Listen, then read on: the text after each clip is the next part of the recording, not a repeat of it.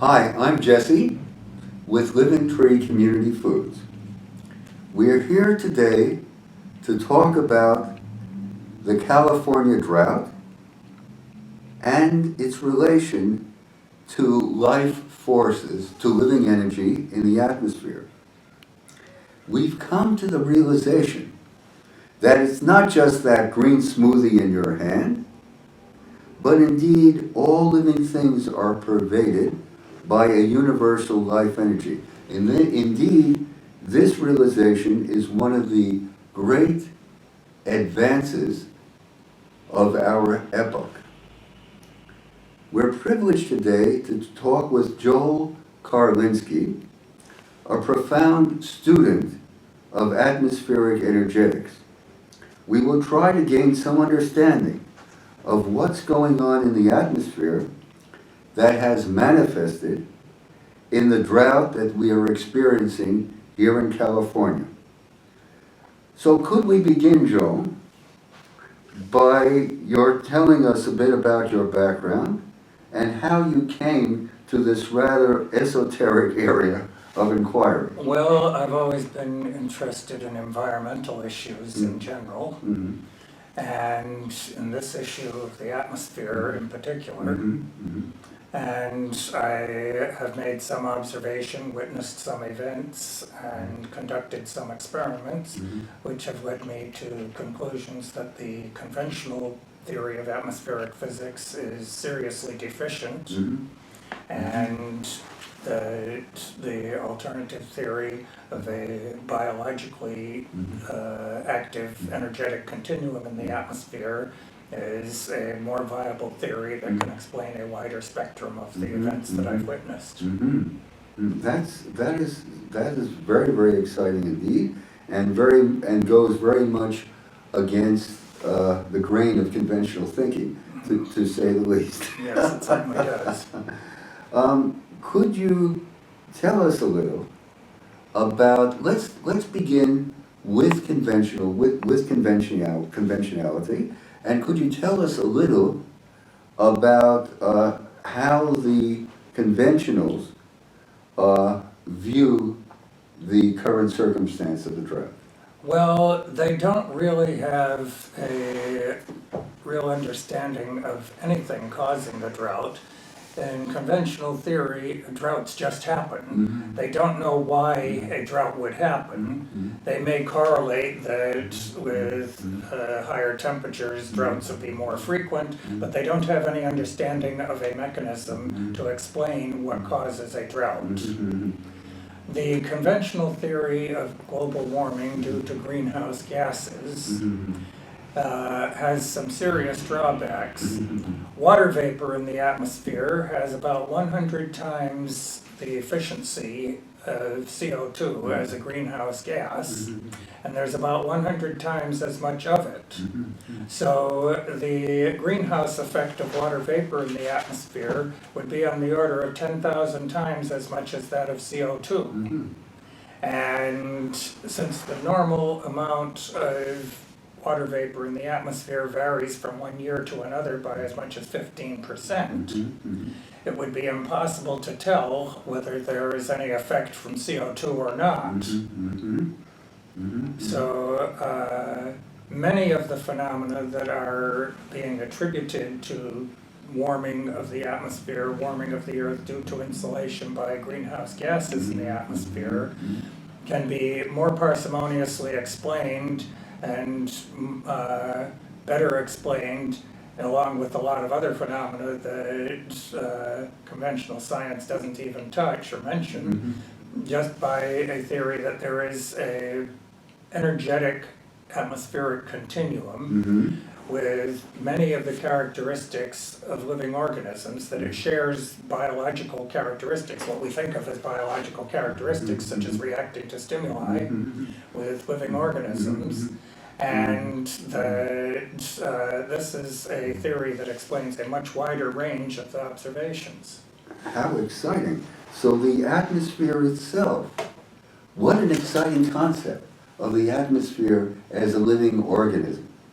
I'm tempted to ask the next question mainly if it's a living organism, all organisms that we know of have a certain self-consciousness. And I would ask this, I'm compelled to just put this thought, but then again, I digress, so we won't go in that direction. So let's narrow this inquiry a bit. Could you tell us about some of the main causal factors as you see them? Well, one of the most important, perhaps the most important single, now there have always been droughts. Certainly there are natural cycles, and there have always been dry spells, and there have always been droughts.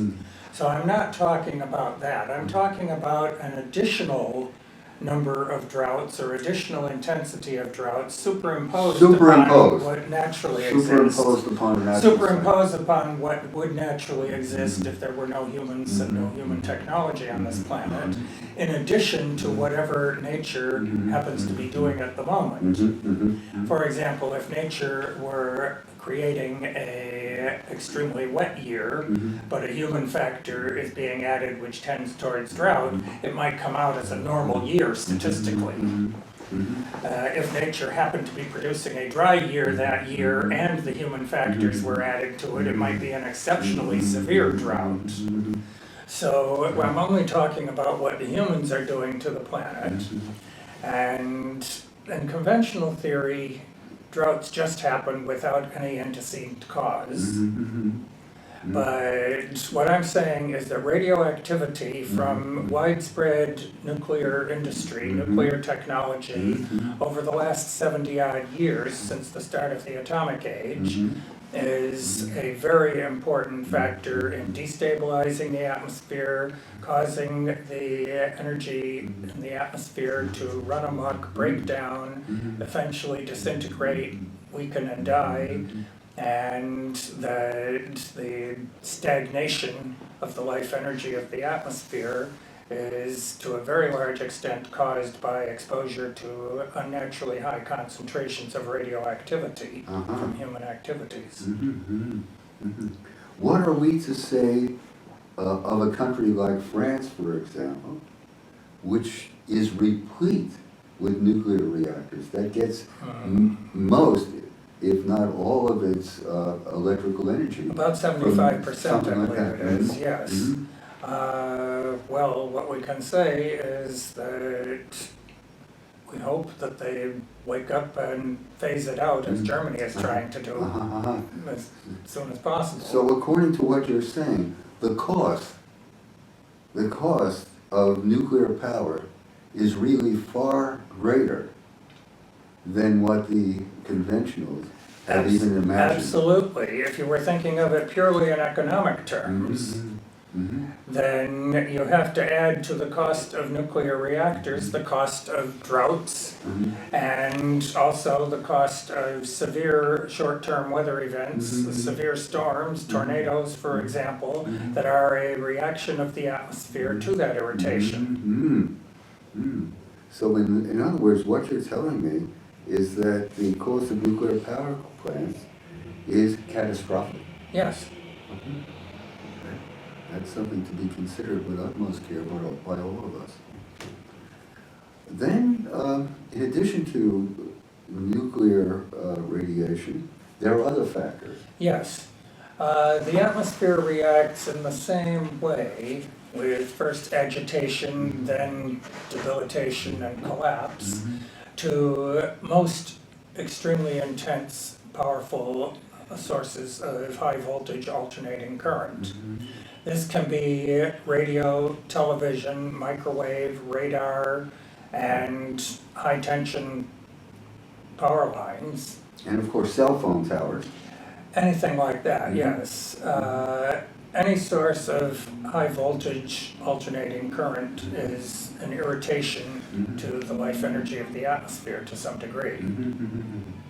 So what are we to make of the overwhelming of the pervasiveness of cell phones everywhere? Well, I don't have one, and I don't want to carry one around with me. Okay. Okay, so that's something else that we have to consider with utmost care. And then you mentioned another factor. You mentioned Yes. what large-scale hydraulic dams. Yes. Large rivers, flowing water, tend to grab the atmospheric energy and move it along with them. Mhm. So the motion of bodies of water tends to improve or increase the motion of the atmosphere. Mhm. Mhm. And damming large river systems, particularly multiple dams at intervals along the same river, will cause a stagnation of that energy in that river valley that would normally be moved along Mhm. by the river Mhm. along its course. Mhm. So damming large rivers frequently results in droughts Mhm. as a result of stagnation of the energy that would otherwise have been kept moving by flowing water. What a contradiction! Because these hydraulic works have been created precisely to mitigate the effect of droughts. And you're saying that they're a causal factor. Yes, that is in general, human beings think in very short-term terms. They don't make long-range plans, they make short-range plans. If it works for this year, forget about next year, we'll solve that problem when it happens. And that was a pretty good policy in Paleolithic times, but when the bow and arrow was state-of-the-art technology. But when you're doing something like planning hydroelectric dams, you should be thinking in terms of what's this going to do over the next 5,000 years. Of course, but of course, the world simply is not thinking in those terms. No. Not at all. Not at all. Not at all. Okay. And then you were also talking about, well, if the atmosphere is a living thing, it also has certain inherent processes, like every other living thing, to cleanse itself, to mitigate, to mitigate various threats or forces that are tending to restrict or constrict, or to restrict or repress it in various ways. Yes, the stale, stagnant, toxic, dead life energy that is killed or stagnated by these irritants. It's the same energy, but it has stopped moving, is what it is. While it moves, it lives and is beneficial, and when it becomes stopped and stagnated, then it becomes toxic. Just as in the living body, for example, that if things stop moving, they become toxic. So, the atmosphere reacts the same way that a living organism reacts. For example, you react with a fever to an irritant, and the rise in temperature is not directly the irritant doing that. It is the reaction of the body that causes the increase in temperature. And that happens with the atmosphere also. And just as a sick person may react with alternating chills and fever, the atmosphere will react with alternating very hot, very cold, very hot, very cold. And just as a sick person may have convulsions, the atmosphere will react with a strong motion. And when we get strong circulatory storm systems like tornadoes and hurricanes, these serve a very valuable and very important, in fact vital, energetic purpose in the atmosphere. They remobilize stale, stuck, stagnant energy, get it moving again, bring it back to life, and restore the normal pulsation that the atmosphere's ability to support life depends upon. So you get the impression from the newscasters on the media, the reporter is standing there in front of a mass of downed trees wrecked by a hurricane, and is talking about all the damage done by the hurricane. But the fact is that the hurricane is beneficial, it is necessary, and they don't put it in a 30-second soundbite on the evening news, but what that hurricane is doing is it is benefiting the general tendency to motion of the atmosphere. It is moving things, getting things stirred up and healthy again. And the atmosphere needs hurricanes and tornadoes. And these are, in fact, called into existence by the fact that the atmosphere needs them, by the irritant that is killing the atmosphere. You get the reaction of the atmosphere is the strong motion that gets it moving and circulating and pulsating again. How exciting. Just like a flu, a fever, or a cold, which could be induced by poor eating, by external stress, by depression of various sorts, and so forth. This causes us to simply to set the reset button and to rest, to relax, to back away from whatever it is that was causing these untoward effects, and to cleanse, renew, and regenerate ourselves. So that's a very, very powerful analogy. And that's an analogy that every one of our readers can certainly understand. Well, I hope so. It would really be a tragedy if people became able to interfere with hurricanes and tornadoes and didn't have the wisdom to refrain from doing so. Because if the atmosphere produces hurricanes and tornadoes, the atmosphere needs them. And if the atmosphere needs them, we need them. All of that makes a whole lot of sense, indeed, and it also gives us room for hope.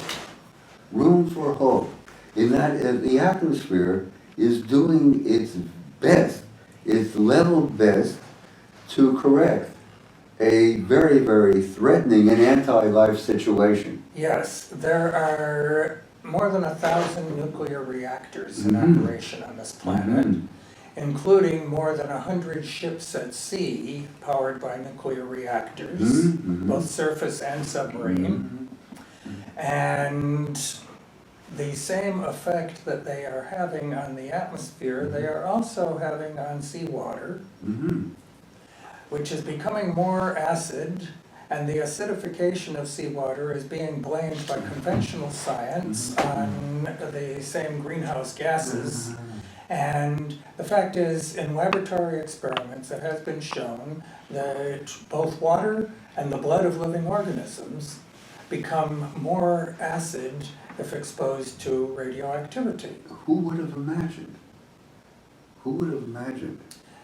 And a strong hurricane moving over the surface of the water may not be a good thing if you're out in a small sailboat, but it is the best possible thing that could happen to the oceans as well as to the atmosphere, because they really are part of the same system. That is a very original point of view indeed, which you won't hear in most circles. So I'm very, very glad about that indeed.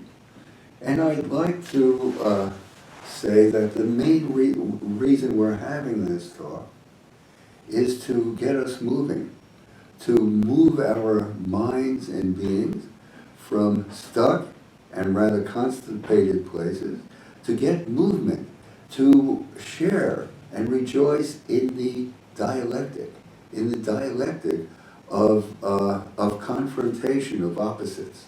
Because it's through that dialectic that movement occurs, that we're stimulated to go forward. And sometimes we have to face unpleasant and threatening and untoward truth. But that's why we happen to be here, and that's why we are living here. And that's what life is all about. Challenges and going forward. Joel, it has been a privilege indeed for you to come here and to share some very original thoughts about this world and its contradictions and possibilities for hope, restoration, and reconciliation. A privilege indeed. Thank you indeed, Joel.